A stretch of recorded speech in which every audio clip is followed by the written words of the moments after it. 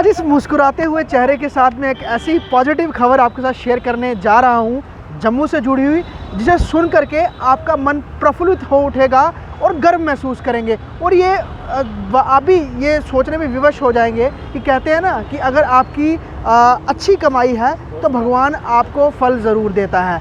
इस समय मैं जम्मू के डोगरा चौक में हूँ। डोगरा चौक का ऑटो स्टैंड है यहाँ पर, और ऑटो स्टैंड के इस ऑटो में जो शख्स बैठे हुए हैं इनका नाम है यशपाल जी। क्यों मैं आप सबको कह रहा हूँ कि बड़ी खुशी हो रही है मेरे को ये खबर बताते हुए। आपको ये जान कर के हैरानी भी होगी कि यशपाल जी का बेटा जो है वो डीएसपी बना है, डीवाईएसपी, और उनको जो है नियुक्ति पत्र उपराज्यपाल मनोज सिन्हा ने दिया है हाल ही में। और इनका बेटा जो है, क्योंकि ये ऑटो चलाते हैं और उनके बेटे ने इतनी बड़ी उपलब्धि हासिल की है। सबसे पहले यशपाल जी आपको बहुत बहुत बधाई। मुझे पर्सनली बड़ी खुशी हो रही है ये बात सुन के, क्योंकि बहुत लोग मेहनत करते हैं, कहते हैं ना कि मेहनत जी तोड़ करते हैं लेकिन उनको वो फल नहीं मिलता। लेकिन आप ऑटो चलाते हैं और इतनी कड़ी मेहनत करके आपने बच्चों को पढ़ाया और वो इस मुकाम तक पहुँचे। सबसे पहले बहुत बहुत बधाई। आपको मुबारक साहब। अच्छा, मुझे बताओ सबसे पहले आपका वो रहा, कहते हैं कि जब आपने पहली बार सुना कि लड़का जो है उसने जेकेपीएससी क्लियर किया है और वो बड़े अधिकारी बनने जा रहा है, सबसे पहले कैसा लगा? हमें बहुत खुशी हुई। हमें सुन के भी मेरे बेटे ने डीएसपी की पोस्ट पे अभी ज्वाइन करेगा, मुझे बहुत खुशी है इस बात की। कभी ये सोचा था आपने? कितने साल से ऑटो चला रहे हो आप? मैं सर 32-33 साल हो गया ऑटो चलाते हुए, तो मेरे को कभी ख्वाब में भी नहीं सोचा था कि मैं इस मुकाम पे पहुंचूंगा। तो जब आप बेटे को पढ़ा रहे थे, रविंदर जी को, तो उस समय जब वो पढ़ाई करते थे शुरू से ही वो पढ़ने में बहुत अच्छे थे? शुरू से उसने मैट्रिक में अच्छे नंबर लिए, 12वीं में भी अच्छे नंबर लिए, तो पढ़ने में बहुत सही था। हमें बहुत खुशी होती थी। मैं कई बार उसको बोलता था, बेटा जब खर्चा कहाँ से, बोलता था पापा खर्चे की चिंता मत करो, आप खर्चा खुद में खुद भगवान देगा, आप इस चीज़ की चिंता, उस पर भरोसा रखो, वो आपको कभी भी खर्चे की कोई चिंता नहीं है। मुझे गवर्नमेंट भी इसकी हेल्प करेगी, और गवर्नमेंट ने भी मुझे हेल्प की। हमने लोन भी लिया और वो भी जुटाया। उसके बाद लोन लेने के बाद वो लोन भी ख़त्म किया। उसने बीच में जॉब भी की और तैयारी भी करता रहा। वो अगर उनके सफ़र की बात करें, पढ़ाई के सफ़र की, स्कूलिंग कहाँ से हुई थी, उसके बाद जो हायर एजुकेशन थी वो कहाँ से की उन्होंने?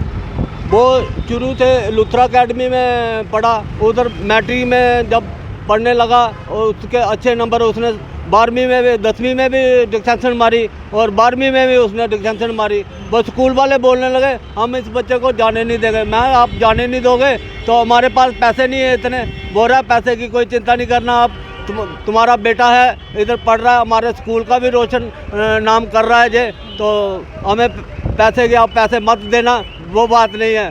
तो हमने बोला हम सर इधर से उसके बाद जब वो आगे, क्योंकि जब बड़ी पढ़ाई करनी है, ज़्यादा हायर एजुकेशन लेनी है, तो कोचिंग भी बड़ी लेनी पड़ती है और महंगी बड़ी है, वो कैसे फिर आगे हुआ उसको लेने? देखो, जब उसने AIII का पेपर फर्स्ट साल में उसने 12वीं की, AIII का भी उसने निकाल लिया। NIT श्रीनगर में जो सीट मिलने वाली थी वो भी उसने निकाल ली। वो जब काउंसलिंग होती है, काउंसलिंग के लिए हमने फीस भर दी, तो बोलने लगा डैडी बात ऐसी है, मैं इसको नहीं करूँगा, मैं करूँगा तो IIT करूँगा।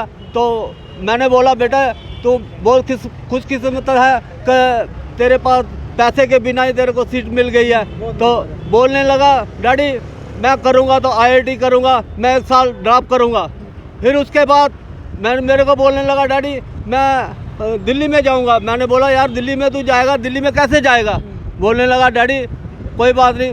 मैंने उस टाइम बड़ी मुश्किल से उसको 50-60 हज़ार रुपया कैश दे के उसको उधर नारायणा इंस्टीट्यूट है कहीं दिल्ली में, उधर दिल्ली में उसको बिठाया और दूसरे साल उसने मुझे कमाल करके दिखा दिया। बोलने लगा डैडी मैं भी नहीं सोच सकता था। उसने IIT निकाल ली।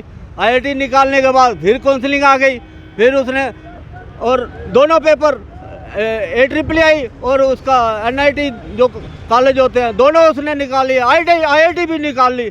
मैंने बोला बेटे अब क्या करना है? बोला अब डैडा मैं बहुत खुश हूँ, अब मैं IIT उसको IIT वो चला गया उधर दिल्ली में जब काउंसलिंग हुई उसको कॉलेज मिला धनबाद में झारखंड में, तो उधर जाके उसने 4 साल पढ़ाई के लिए लगाए।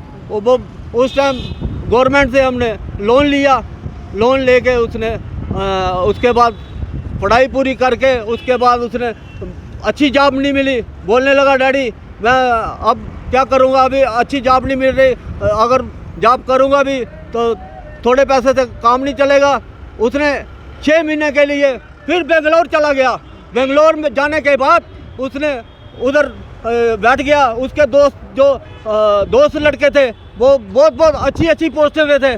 बोलने लगे डैडी मैं उन्होंने फ़ोन करना, जहाँ भी जगह निकलनी उसको उसने बुलाना, फिर वो उधर चले जाना इंटरव्यू के लिए। उसके बाद उन्होंने JKPSC की तैयारी की और पेपर क्लियर किया। तो उस समय जब क्लियर किया तो ये पक्का हो गया था कि उन्होंने अफसर बनना ही बनना है। हाँ। तो उसके बाद अब मुझे बताओ, क्योंकि आप ऑटो भी चला रहे हो, तो एक महसूस होता है कि यार इतने बड़े बड़े लोग हैं जम्मू के और उस इम्तिहान को बड़े बड़े घरों के बच्चे पढ़ देते हैं, तो मेरे जैसे साधारण इंसान के बच्चे ने ये उपलब्धि हासिल की है, तो इसका परमात्मा का इसका बहुत बड़ा आशीर्वाद है इसके पीछे। देखिए ये जो पढ़ाई इसने की है ना, हमारे मैं बिल्कुल हम 3 भाई हैं। मैं बिल्कुल अनपढ़ हूँ, 6 अनपढ़ हूँ, 5-6 पढ़ा हूँ। मेरे से जो बड़ा भाई है वो गस्टेड पोस्ट पे है, तो उसके बच्चे हैं जो वो कहीं एक रिजर्व बैंक में मैनेजर है, कहीं एक असिस्टेंट डायरेक्टर है। तो जब उनको देख के बोलता था डैडी अगर ये करते हैं तो मैं भी इनके देख के इनके बलबूते पे मैं कुछ ना कुछ करके तो एक होता है ना कि रिश्तेदारों से जलन करना, एक होता है उनसे नसीहत लेना, उनसे इंस्पिरेशन लेना कि ये कर सकते हैं मैं भी करूँगा इनको देख के। जलन वाला काम नहीं था। तो शायद इसी कह सकते हैं उनकी भाव के पीछे उनको इतना बड़ा फल मिला है। अब आप मुझे बताओ, आप प्रेस क्लब के बाहर यहाँ पर ऑटो चला रहे हो, तो साथियों को मिठाई भी खिला रहे हो, तो सबसे पहले किसने बधाई दी और सबसे पहले आपने बात किसको बताई अपने दोस्तों को यहाँ पर जो आपके साथ हो? मेरे साथ जो ऑटो ड्राइवर हैं बेचारे, मैं उनके साथ कई बार बैठता था यार बच्चा। तो उनको यकीन नहीं आएगा कि जो आप बोल रहे हो वो सच बोल रहे हो। मैं कई बार बोलता था यार मैं इतने पैसे कहाँ से जुटा पाऊँगा, तो वो बोलते थे यार तू बच्चों के लिए इतने पैसे लुटाता कहाँ से करके तू इतनी मेहनत करके। मैं यार मेरे आने वाला टाइम है, जो समय है वो अच्छा आएगा। मैं अब कर रहा हूँ, कठिनाइयाँ कर रहा हूँ, अभी कम कमा रहा हूँ। कितनी उम्र होगी अभी? मेरी अभी 60 साल हो गई है। 60 मैं आपको बताऊँ यशपाल जी, उनका ये ऑटो है और उनका बेटा जो है उन्होंने उपलब्धि हासिल की है JKPSC एग्ज़ाम क्रैक करके। उसके बाद उनको जो है वो नियुक्ति पत्र उपराज्यपाल ने दिया है और वो DYSP बन गए हैं। और सबसे पहले मैं इनका ही मुंह मीठा कराना चाहूँगा कि क्योंकि लिटरली मेरे को ये खबर करते हुए बड़ी खुशी हो रही है और बड़ा प्राउड भी महसूस हो रहा है कि वाकई ही कहते हैं ना कि अगर अंधेरा है तो उसके बाद रोशनी ज़रूर होती है। तो एक पिता के लिए जो कि एक लंबे वक्त से ऑटो चला रहे हैं, कड़ी धूप में मेहनत करते रहे, जम्मू के बहू फोर्ट के रहने वाले हैं और बच्चों को पढ़ाया। 2 बेटे हैं इनके, दोनों अच्छे पढ़ाई कर रहे हैं और बड़े बेटे ने जो एक मुकाम हासिल किया है उसके लिए पिता को बधाई तो बनती है। और ये गर्व की बात है कि हमारे जम्मू के रहने वाले यशपाल जी जो कि ऑटो चालक है, उनके बेटे ने ये उपलब्धि हासिल की है और वो DSP बने। मैं आपको मुँह मीठा कराना चाहूँगा सर, बड़ी बड़ी बधाई। और आपसे बात करके और आपकी यकीनन इस खबर के माध्यम से बहुत सारे लोगों को एक उम्मीद जगेगी और एक विश्वास बनेगा कि अगर मेहनत करो तो कुछ भी हो सकता है और भगवान साथ होते हैं। और चाहे पैसे हो ना हो, कड़ी मेहनत करने वाले की कभी हार नहीं होती।